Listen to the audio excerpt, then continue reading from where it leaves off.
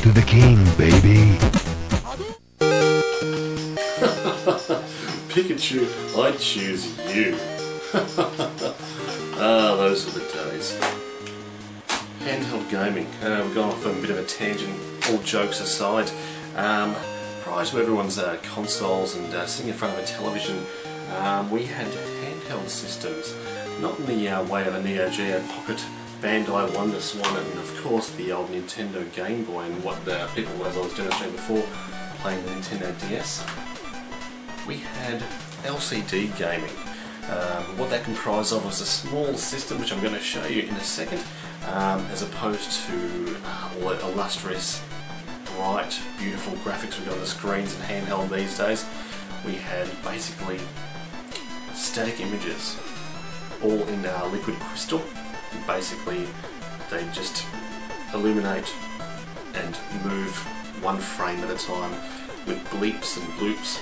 It was a very basic form of gaming. It changed the world of going to the toilet forever. Sure, you used to read the newspaper, but in the early 80s, you went to go take a dump with your Nintendo Game & Watch. Let's check some out, guys. Donkey Kong, one of my all-time favourites. Dual screen, fantastic little system. Opens up like that. Basically, you've got your world famous D-pad, which was Nintendo was famous for. Game A, Game B, time just at the time, and all your alarms and all that sort of crap. Jump button, jump, jump, jump.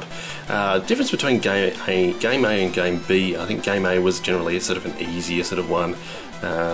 Started off a lot slower, whereas Game B was a little bit harder. So yeah, fantastic little system we've got here by good old Nintendo just after they were doing their card games. So what we'll do now is take a step back in time and go see what Jumpman was up to back in the day. Jumping the barrels, much like the arcade version. The point of this one is to get all the way up to the top.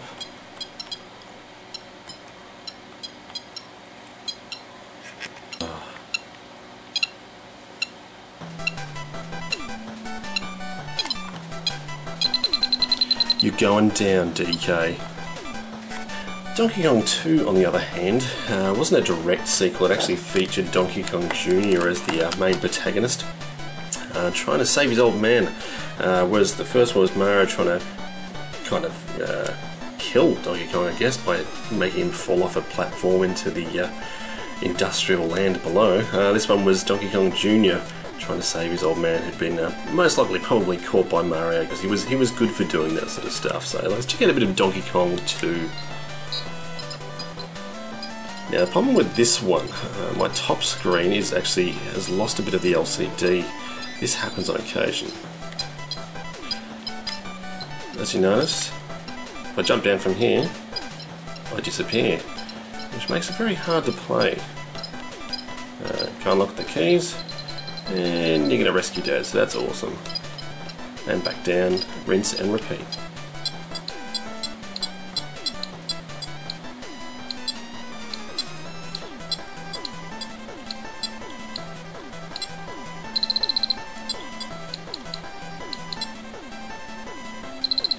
I'm going to save you, Dad. All the way back down the bottom. And keep going. Now the awesome thing about these is they got faster and faster. So look, it doesn't look like much of a challenge now. Well, timing was off with that one. But they got faster and faster and faster as you progressed, and made it an awesome challenge. And great for school battles. So yeah, great little title. Also, a couple of years later, they released these little keychains to honour the good old Game & Watch. Then the market was flooded with a lot of LCD games like this 154 and 1 brick game. It may sound terrible, but it's a lot of fun.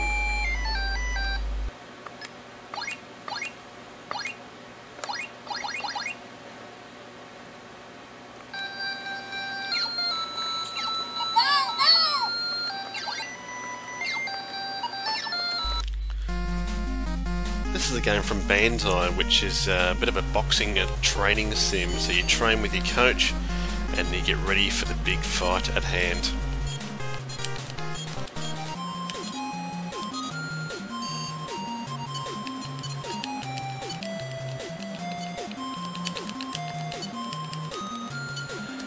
this is one of the more generic sort of ones. My mum actually got this one for me when I was a little kid and I was homesick. Don't you love it how your mum used to do that? You'd feel like shit, you'd be staying home and mum comes home with an awesome gift. I think, I don't know how much it would cost back in the day, pretty cheap. These were a dime a dozen back in the day. There was all your sort of Space Invaders type of games, but yeah, these ones are definitely great. Still, even though they're not the brand names of, say, Nintendo and whatnot. And might just reset that. The whole point of this one is to go down here into the middle. Watch out for don't get hit by the cans. You got to get that key in the middle. Come on, key. I'm gonna get dead. Oh, now the guy's shooting at me. Get the key, bang, into your little cave, and that's where you're happy. As you progress, obviously it gets faster and faster and faster. Now the cave changed a little bit later in later levels, which doesn't really change up the gameplay. It's kind of the same sort of thing, but still quite fun nonetheless. Let's get killed by a lion. Damn.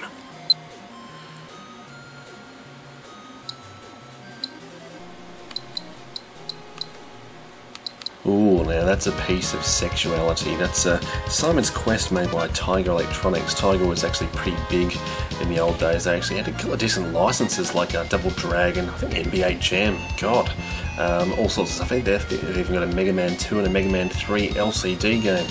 But me being an unashamedly huge Castlevania fan, I had to pick up the old Simon's Quest. I remember playing this as a kid. I only just picked it up quite recently. I remember playing, my friend had it, and he also had Double Dragon as well. So when I saw this on eBay for a really, really cheap price, I was just like, you know what? God damn it, I want that freaking game. So let's check out a bit of Simon's Quest. Now I'm going to be absolute balls in playing this, so let's give it a shot.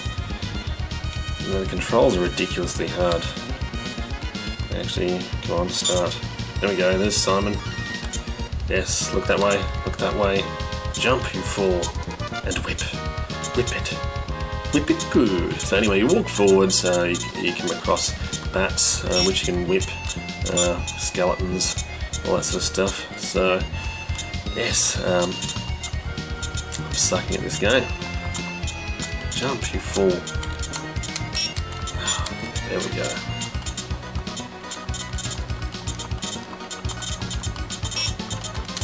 And there's just so much shit going on. I don't even know what's happening. I don't know how I used to play this as a kid. I'm thoroughly confused. With him in the nutsack, that usually gets him going. Man, I think I'm just getting my ass punched off. So, that's Simon Quest, guys. Bandai Electronics actually said they were, sorry, Bandai Electronics, Tiger Electronics are also very, very famous for their... I'm pretty sure they did the Tamagotchis. Correct me if I'm wrong, which are a massive popular LCD thing as well. I did have a Tamagotchi at one point. Got rid of it because my friends would probably tease me for it, which they probably do anyway. But yeah, it was. They also did the Tamagotchis, and they also did Furbies as well. Also, they did the R-Zone, which is released only in the States, as far as I'm aware, which is also done by Tiger, which is an LCD-based headset thingamajiggy. Google that one, guys. I'm actually trying to source one at the moment, so if anyone's got a Tiger R-Zone, hit me up. As opposed to the LCD games that were released by Nintendo Game & Watch and numerous thousands of other companies at the time, you also had these ones as well, which were certain different companies made. It's like Epoch, I can't remember a few others. Game & Watch, or Nintendo actually made a few of the tabletops, where the graphics actually light up or are illuminated, so to speak, and very, very popular. If you guys can get your hands on say a tabletop or a panorama screen these days, or even some of these older ones, like say this is Pac-Man 2. Pretty sure there's an Epoch one which is done, which is Pac-Man 1. It's actually the shape of a Pac-Man head to a certain degree. Very, very sought after, very, very expensive. Don't have many in my collection, unfortunately. I'd love to have a tabletop, but I don't. So I'm gonna have to settle for this. So let's check this one out.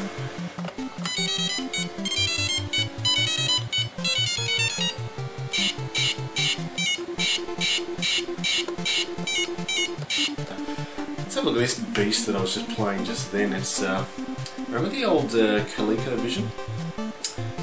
Coleco actually made this one if you look at it right here. Yeah,